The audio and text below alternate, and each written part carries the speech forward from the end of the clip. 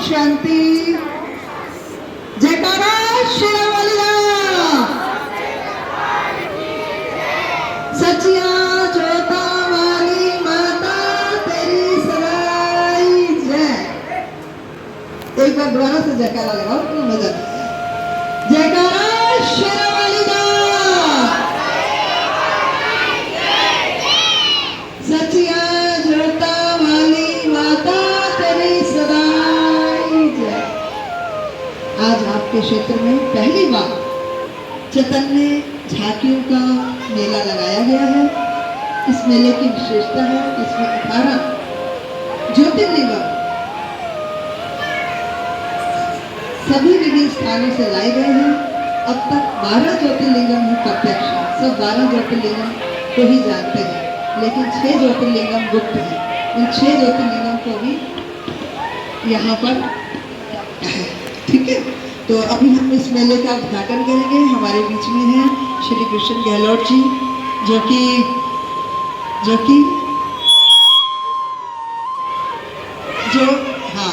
जो इस एरिया में निगम पार्षद रह चुके हैं। और साथ में है श्री भगवान जी और साथ में है सुभाष भाई जी। हाँ, इसलिए मैं इनको कहती हूँ आप माइक संभालो, क्योंकि आपको पता है कौन का नाम। सुरेश गहलोत जी हैं, निरंजन गहलोत जी भी हैं, यशवीर भाई मंडोर जी, हम सब लोग आए हैं।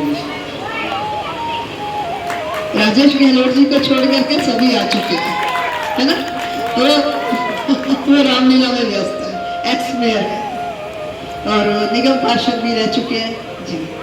तो आप सबका इस मेले में आज बहुत बहुत स्वागत है, स्वागत है, स्वागत है। सभी जोरदार करतब ध्वनि के द्वारा इनका स्वागत करेंगे। साथ में हमारे बीच में शादरा से विशेष दीदी आए हैं, जो इस मेले में विशेष हम सबको अपनी ब्लेसिंग्स देंगे, ताकि ये मेला आगे बढ़ता रहे और सबको यहाँ आशीर्वाद मिलती रहे।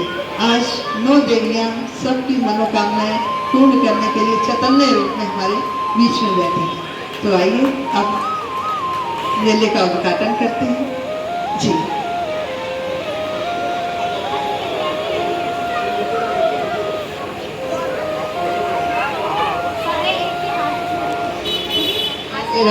सभी हाथ लगाए।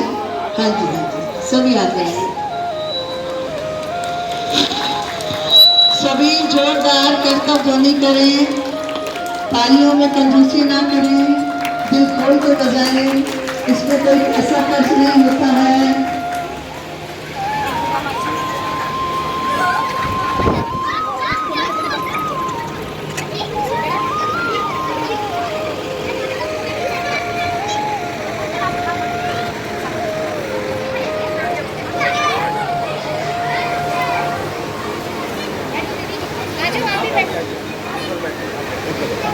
क्या नया होता है, जरा गौर फरमाएं अपनी ही जिंदगी में, अपनी ही लाइफ में हम क्या नया कर रहे हैं। देखिए, इन दिनों में कोई भी अशुद्ध खान पान नहीं करता है। कहते हैं बोलो, आप सबने इन दिनों में प्याज लहसुन खाया? किस ने इन दिनों में प्याज लहसुन खाया? तो एक भी हाथ खड़ा नहीं हो रहा, सब क्या कह रहे नहीं खाया। अच्छा, इन दिनों में कितने भी दुनिया में शराब पीने वाला भी इंसान है, इन दिनों में शराब नहीं पीता है। बोलो पीते हैं? किसी ने देखा, किसी ने पी? नहीं पी। सब 9 दिन में छोड़ देते हैं। और गुटखा खाने वाला भी इन दिनों में गुटखा नहीं खाता है। बीड़ी सिगरेट पीने वाला भी इन दिनों में बीड़ी सिगरेट का व्रत रख लेता है। इसलिए इसको नवरात्रि कहा जाता है, नई नई बातें, क्योंकि इन दिनों में सब कुछ नया है। पीने वाला पीता नहीं, खाने वाला खाता नहीं। कितनी शक्ति आ जाती है इन दिनों, आती है कि नहीं आती। और देखो, लोग व्रत रखते हैं, कोई 9 दिन का व्रत केवल लोग का जोड़ा खाकर रखते हैं, केवल लोग। तो जब हम व्रत रखते हैं तो हमें देवी माँ से शक्ति प्राप्त होती है, इसीलिए हम व्रत रखते हैं। और हमें व्रत जरूर रखना चाहिए। कोई फलाहारी व्रत रखता है, कोई सिंघाड़े के आटे का कोई सेवन करता है, कोई सावन के चावल का सेवन करता है, कोई एक दिन में एक बार खाता है, कोई पूरे में व्रत रखता है, कोई केवल 2 ही व्रत रखता है। तो व्रत रखना अर्थात अपनी आत्मा की शक्तियों को बढ़ाना। आइए चलो आरती करके अपनी आत्मा की शक्तियों को जागृत करते हैं। ओम शांति। अब हम जिस क्षेत्र में मेडिटेशन सेंटर चलता है उस सेंटर को चलाने वाली दीदी जागृति बहन अभी हमारे बीच में आए हुए सभी मेहमानों का वाणी के द्वारा स्वागत करेंगे। जागृति बहन और साथ ही साथ बुक्के के द्वारा भी स्वागत करेंगे। तिलक और बुक्के के द्वारा भी।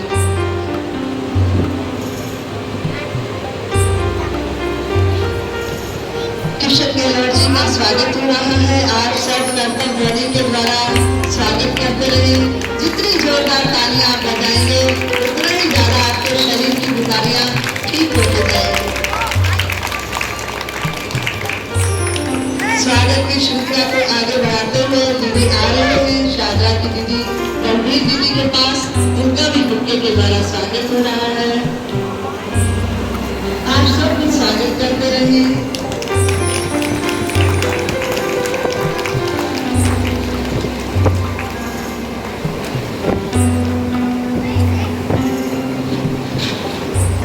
शांति। और इस सेवा की सबसे ज्यादा सहयोगी हमारी बड़ी दीदी विमला दीदी। अब हम सभी उनका भी स्वागत करते हैं।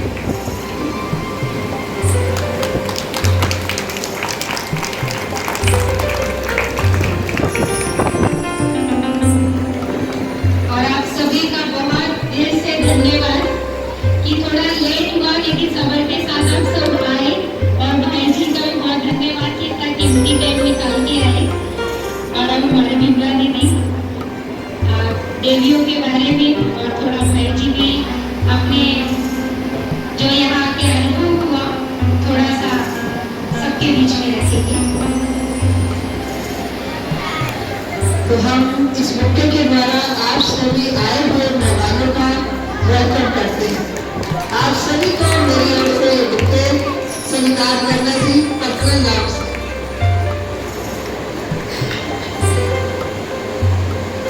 तो बात चल रही थी कि इन नवरात्रों के दिनों में सब कुछ नया नया होता है। सब व्रत रखते हैं।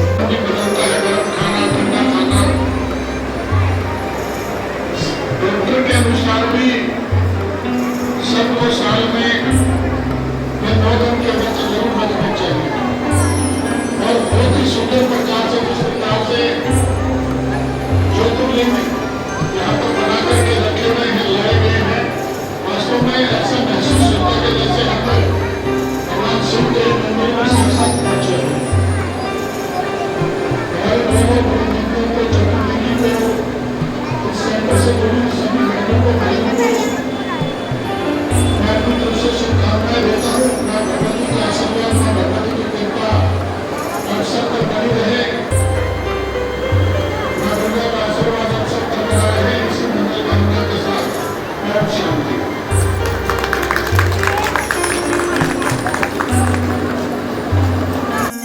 ओम शांति। सभी को ओम शांति। पहले परमात्मा का परिचय दें। उससे पहले जब वो यहाँ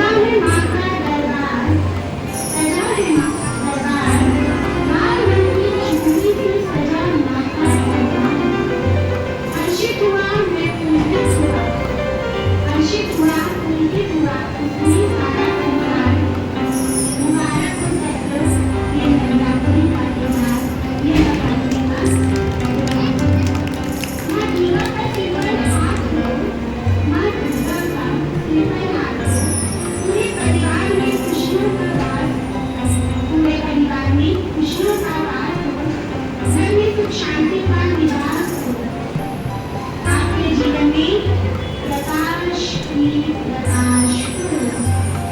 न हो रात्रि न दिन की मेरी कहा, न रात्रि की तुम्हें बातें हैं उनके साथ, दिन की मेरी कहा, क्योंकि आज कलयुग में मानव वो धर्माए नहीं। बाहर से कितनी शक्ल छोड़े पहले कलयुग बहुत अच्छे बाहर तो बहुत शक्ल छोड़े, वर्षों के मौत से खाने के लिए इतनी चीजें, घूमने के लिए इतनी चीजें, फिर भी हम लोग दूसरे व्यक्ति में आते हैं, वो प्रकाश की ओर ना देकर अंधकार की ओर बढ़ते जाते हैं, क्योंकि आज भी प्रकाश और अंधकार का भेद नहीं निकलता। और बाहर के प्रकाश में क्या चाहते हैं खुशियाँ, जबकि जब तक तुम्हारी आत्मा प्रकाशित नहीं होगी, आत्मा ज्योत नहीं जलेगी, आत्मा में बल नहीं बढ़ेगा, तो प्रकाश किस काम? कहते हैं महाराज बचपन में अंदर कुछ मानो खाली हो, कभी मन दुखी रहता है, आज खाने के लिए सब कुछ है, रहने के लिए अच्छी घर है, और इतनी रोटी रोटी है और आगे बढ़ है, फिर भी ये व्याधि को क्या चाहिए? क्या चाहिए बताए अपनी? क्या चाहिए? शांति। तुम शांति के बाद गॉसिपिंग करते हो, हिल स्टेशन पे जाते हैं। अच्छा, मन को खुशी में लाने के लिए सबसे अच्छी जगह हिल स्टेशन मानी जाती है। पहाड़ों पर ही क्यों जाते हैं? देखो, पहाड़ है ऊंची स्थिति का प्रतीक। अभी नवरात्रि चल रहे हैं, पहला दिन जो आपने मनाया वहाँ शायद पृथ्वी का, कहते वो पर्वत की पृथ्वी थी, कहते ना? क्या वो पर्वत की पृथ्वी हो सकती है? कौन से पर्वत की पृथ्वी हो सकती है? कौन सी शक्ति होगी उस माँ शायद पृथ्वी में? पर्वत रूपी परिस्थितियों को भी पार कर ऊंची स्थिति में स्थित रहने वाली माँ की शक्ति। तो अब दुनिया क्या दिखाई देती है? चित्रकार को मैं कहूँ कि माँ को ऊंची स्थिति पर दिखाओ, तो अंदर की स्थिति दिखाने के लिए उसने क्या करा? माँ को बाहर को दिखा दिया। हमें तो अपने जीवन में लोग चढ़ाई चढ़ते हैं ना, गणपति में किसी भी बात चढ़ाई नहीं चढ़ते, सोच के वो करता भी बहुत अच्छा होगा, तुम्हें होते ही कोई ना कोई बात आती है, कोई ना कोई ऐसी बातें जीवन में आती रहती है। किसी आप चढ़ाई करते हो ना, कैसे चढ़ते हो? वैष्णो देवी जाते हो तो कैसे चढ़ाई चढ़ते हो? कोई बताओ? जयकारा लगाते हैं। जयकारा लगाते हो ना? जयकारा का अर्थ है, क्या अर्थ है? उसको याद करना। जयकारे का अर्थ है माँ को स्मृति में रखकर जयकारे लगाते हुए उस ऊंची मंजिल को तय करना और उस शिखर पर पहुंच जाना।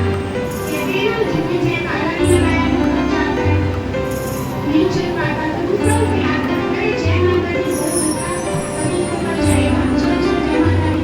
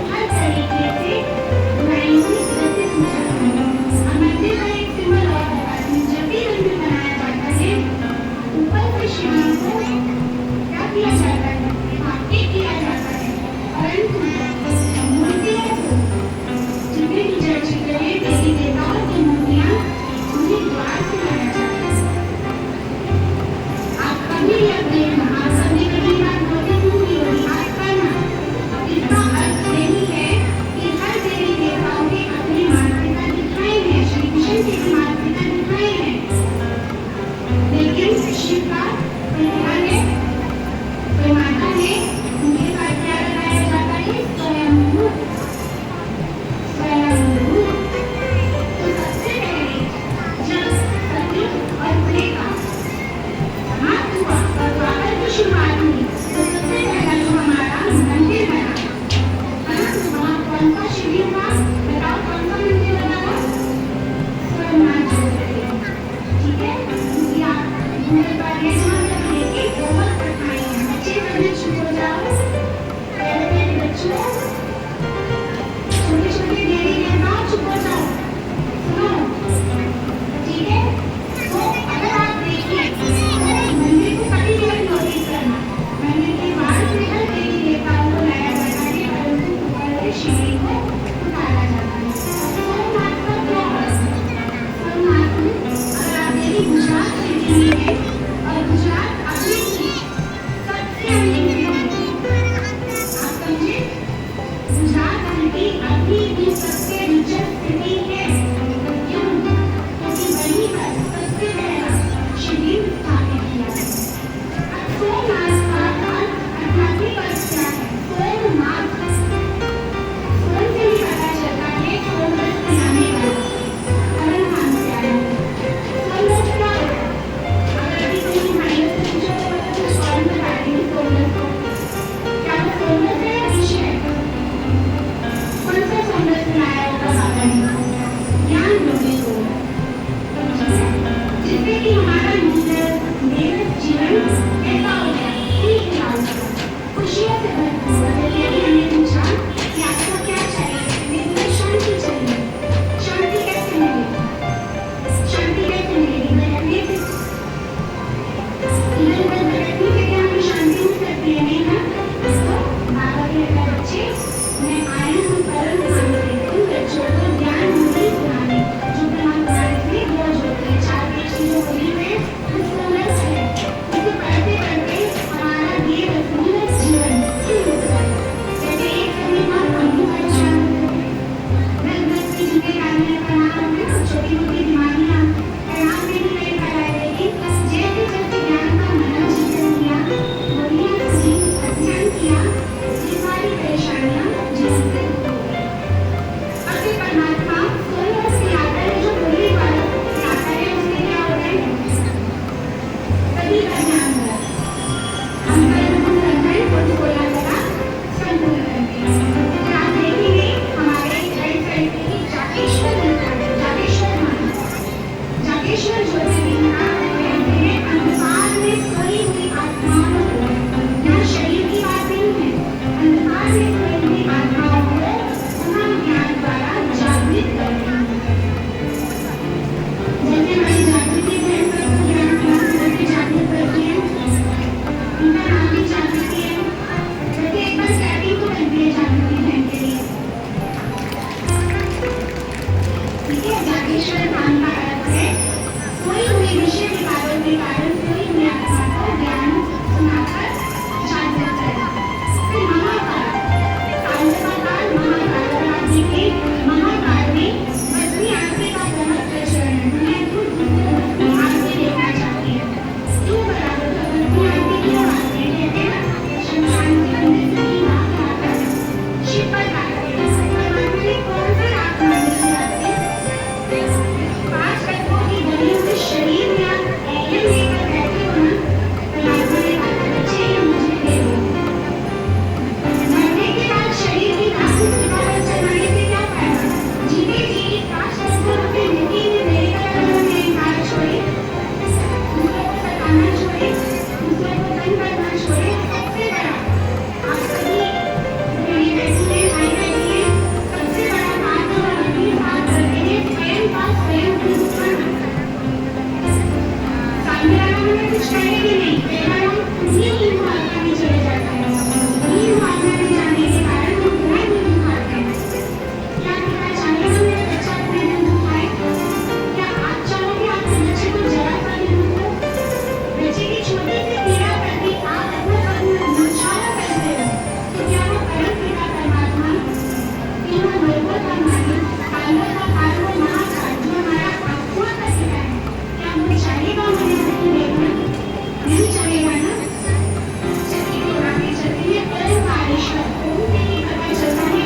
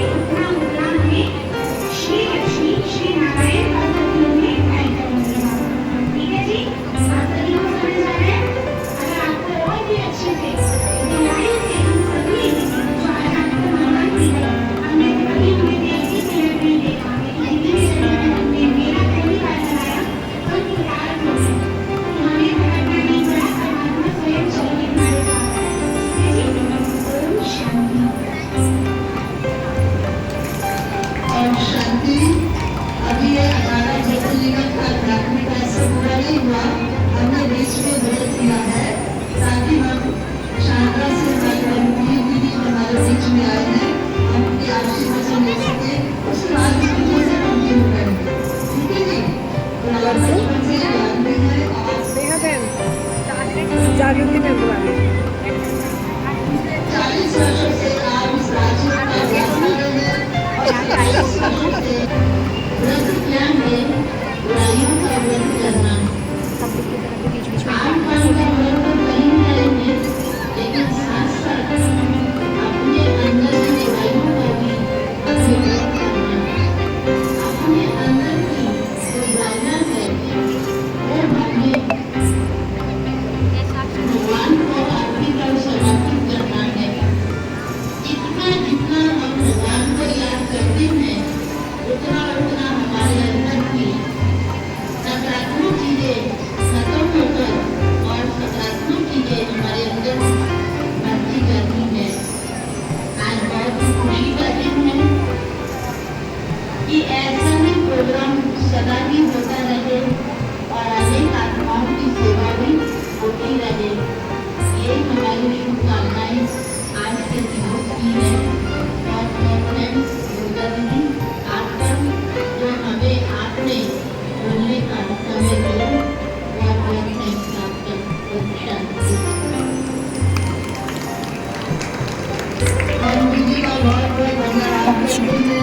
कुल मिलाकर ये नव दुर्गा चेतन मेला बहुत बहुत सफल रहा। माँ के 16 श्रृंगार का भी आध्यात्मिक रहस्य है। लाल लाल चोला कहते हैं ना, इस दिन हर भक्त लाल चोला माँ को भेंट करता है। लाल चोला शिव शक्ति कंबाइंड स्वरूप की निशानी है। बिंदी आत्मिक स्वरूप में स्थित रहने की निशानी है। वैजंती माला नंबर 1 विजयी बनने की निशानी है। मांग टीका सदा एक व्रताबन, एक बाप की स्मृति में रहने की निशानी है। कानों के कुंडल द्वारा ज्ञान सागर का ज्ञान अमृत धारण कर ज्ञान स्वरूप बनने की निशानी है।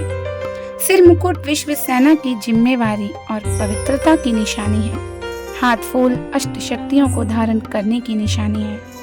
पायल अनादि आदि संस्कार मिलन की रास करने की निशानी है।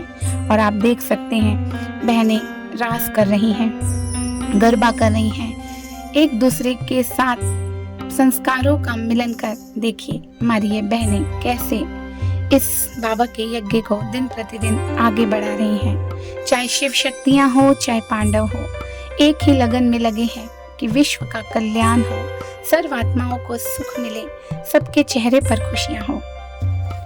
माँ भवानी के बिछिया अर्थात बिछुए परमात्म श्रीमद प्रमाण कदम पर कदम ब्रह्मा बाप को फॉलो करने की निशानी है।